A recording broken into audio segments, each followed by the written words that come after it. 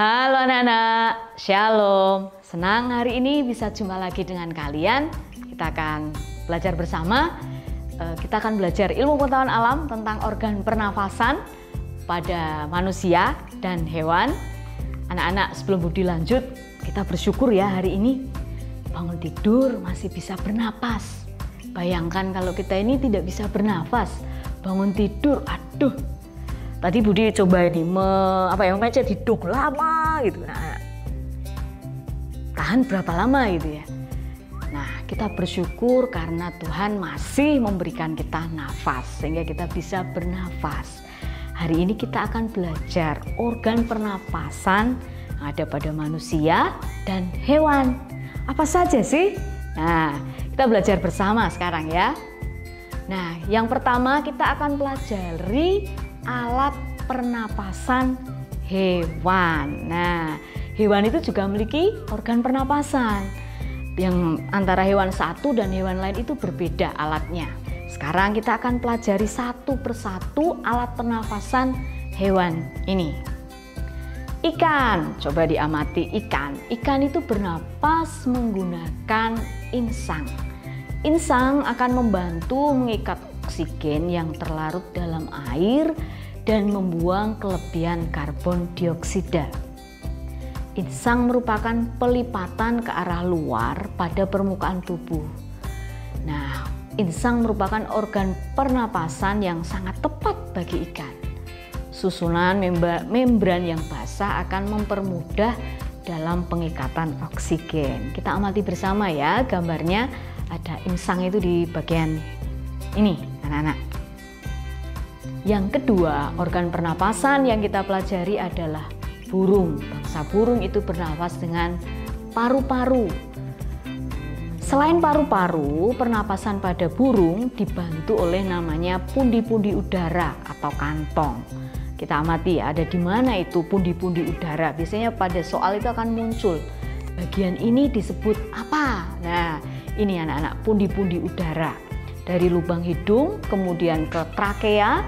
Nah, saat terbang itu akan dibantu namanya pundi-pundi udara atau kantong udara. Nah, itu ada paru-paru gitu ya untuk bernapas. Nah, burung menyimpan udara itu pada saat terbang, burung menyimpan udara di dalam pundi-pundi udara tersebut. Nah, pada saat burung tidak terbang, pernapasannya dilakukan dengan cara udara dihirup melalui hidung, kemudian tenggorokan, paru-paru, dan pundi-pundi udara. Kita amati gambarnya bersama-sama ya. Bagaimana pernapasan, alat pernapasan pada burung. Nah, jelas ya anak-anak sampai burung. Sekarang kita masuk ke serangga. Untuk melakukan pernapasan, serangga menggunakan namanya trakea.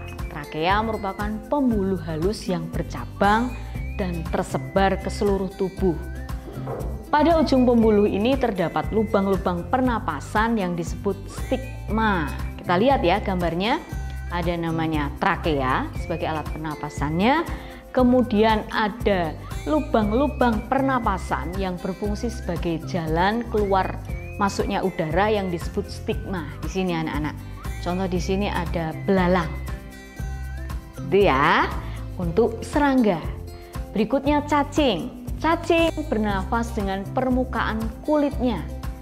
Udara yang berada di sekitar cacing berupa oksigen akan masuk ke dalam tubuh cacing melalui permukaan kulit yang lembab. Kulit yang lembab itu akan memudahkan masuknya oksigen ke dalam tubuh cacing dan memudahkan untuk keluarnya karbon dioksida. Nah, kita amati untuk alat pernapasan pada cacing ya. Ada kepala, ada faring, kemudian di situ ada urat saraf menghantar sinyal saraf gitu ya anak-anak. Tapi cacing ini akan bernafas menggunakan permukaan kulitnya. Jelas ya? Berikutnya kita ke hewan katak.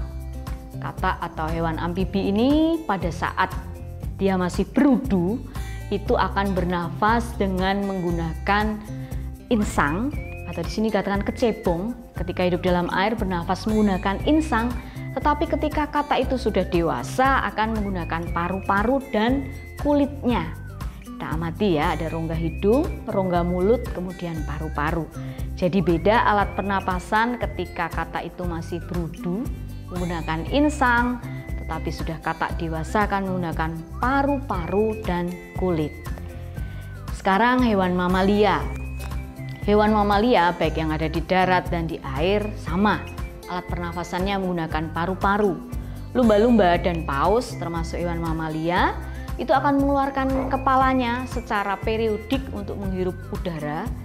Jadi sewaktu-waktu pasti akan keluar itu dari air, setelah lama menyelam kembali ke permukaan untuk menghembuskan udara lembab dan hangat dari paru-paru. Gitu ya anak-anak. Jadi walaupun hidup di air, paus dan lumba-lumba itu menggunakan paru-paru. Kemudian hewan mamalia yang lain ya ada seperti sapi, kerbau, kambing, itu tadi anak-anak. Itu akan menggunakan paru-paru untuk bernapas. Ini contohnya ada kuda, hidung, trakea, paru-paru, kemudian ada bronkiolus. Nah, hewan yang ketujuh ada reptil. Reptil di sini ada ular, buaya, kadal, cicak bernapas menggunakan paru-paru. Udara masuk ke lubang hidung, kemudian masuk ke batang tenggorokan, lalu ke paru-paru. Nah, anak-anak, pada reptilia yang hidup di air, lubang hidung dapat ditutup gitu ya ketika menyelam.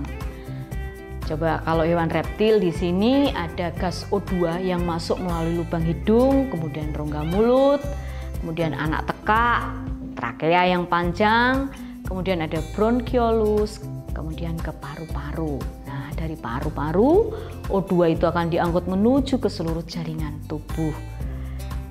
Dari jaringan tubuh, gas CO2 diangkut menuju ke jantung lalu dikeluarkan kembali, gitu nak.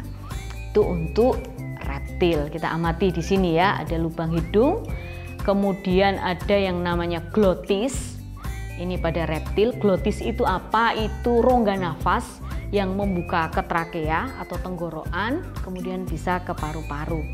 Trakea, kemudian paru-paru. Untuk reptil ya, ada lubang hidung, glotis, kemudian atau rongga nafas, trakea, dan paru-paru. Amati gambar ini ya. Nah, anak-anak, sekarang mudah-mudahan kalian sudah memahami ya apa yang disampaikan tentang alat pernapasan pada hewan. Kita ke latihan soal anak-anak. Hewan berikut yang bernapas menggunakan trakea. Ada ingat nggak yang menggunakan trakea? A. Belalang dan kupu-kupu. B. Kupu-kupu dan kura-kura. C. Cacing tanah dan katak. D. Buaya dan burung merpati. Yuk, jawaban yang benar mana? Gampang ini. Ya, jawabannya A. Belalang dan kupu-kupu. Mengapa menggunakan trakea? Karena termasuk serangga di situ ya. Nah, kemudian yang B itu ada kupu-kupu dan kura-kura. Nah, kalau kupu-kupu memang serangga, tetapi kalau kura-kura karena hewan reptil menggunakan paru-paru. Cacing tanah tadi menggunakan apa? Permukaan kulit.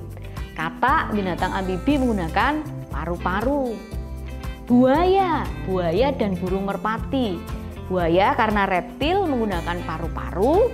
Burung merpati, bangsa burung tadi menggunakan paru-paru dan saat terbang menggunakan pundi-pundi udara. Jadi ketika menjawab, anak-anak bisa menganalisis satu persatu jawaban itu. Oh, ini benar. Oh, yang ini nggak benar karena ini, gitu ya. Nah, anak-anak, kalian akan menyimak video ini. Ada latihan soal yang lebih banyak. Ada beberapa latihan soal agar kalian lebih memahami materi tentang alat pernapasan hewan. Kita simak bersama-sama latihan soal berikut ini. Halo teman-teman, hari ini kita akan belajar ilmu pengetahuan alam. Kita akan latihan soal organ pernapasan pada hewan. Soal yang pertama, hewan yang bernapas menggunakan paru-paru adalah A. Singa laut dan paus, B. Ikan mas dan merpati, C. Kumbang dan paus, D. Ikan hiu dan pinguin. Coba jawabannya apa? Ya, betul, A. Singa laut dan paus. Singa laut dan paus bernapas menggunakan paru-paru.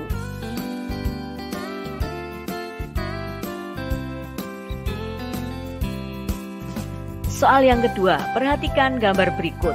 gambar yang A adalah kuda laut, yang B adalah kura-kura. Organ pernapasan hewan tersebut adalah, ya, yang kuda laut menggunakan insang, kura-kura menggunakan paru-paru.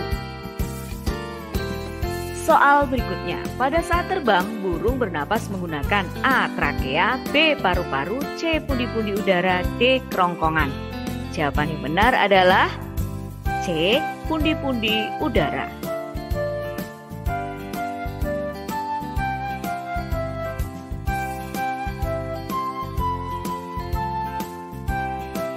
Amati gambar berikut ini. Gambar apa anak-anak?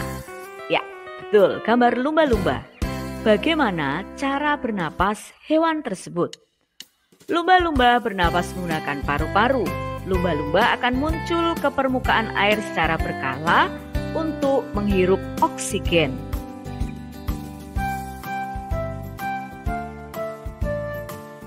Amati gambar berikut ini. Jelaskan perbedaan alat pernapasan katak tahap berudu dengan tahap dewasa. Ketika masih berudu, amfibi bernafas dengan insang, saat katak dewasa akan bernapas menggunakan paru-paru dan kulit.